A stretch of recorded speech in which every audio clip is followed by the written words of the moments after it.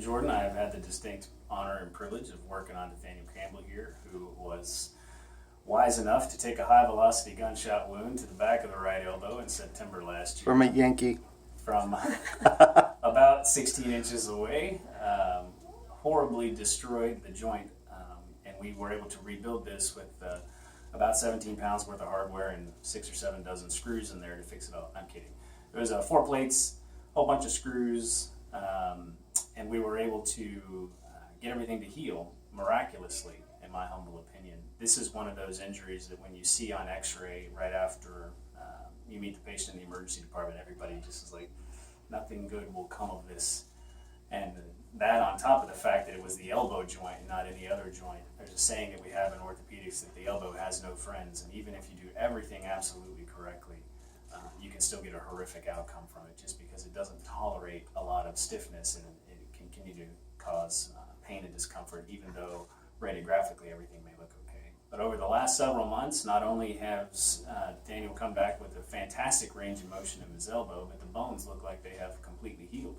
And right now, I think we're into the issue of the bones overhealing instead of what I had expected to happen, and that they wouldn't heal at all. I think we're starting to get a little bit more bone growth in that elbow, which is beginning to limit motion.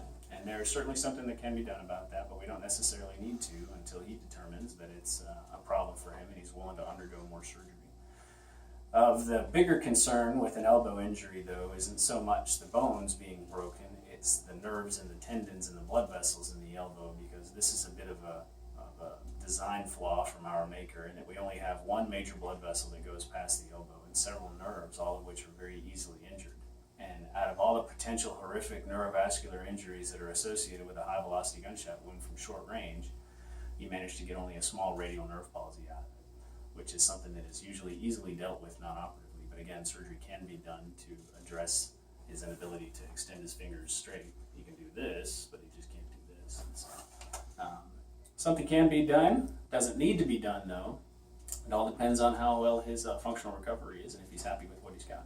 So, thanks for the thoughts and prayers. There's no way this would have recovered as well as it did had it not been for the power of prayer. I'm 100% believer in that, and I think there's no question you can't argue with results. So, awesome. Congratulations on your recovery. Thank you. And out of all the injuries, you've seen more injuries, battle wounds, and all that. And moments ago, you said this injury is as bad as it was. I did 17 months in Afghanistan as both commander of a forward surgical team and as the lead orthopedic surgeon on a forward surgical team, and this is the worst elbow injury I've ever seen, and the best functional recovery I've ever seen for any elbow injury. So, praise God.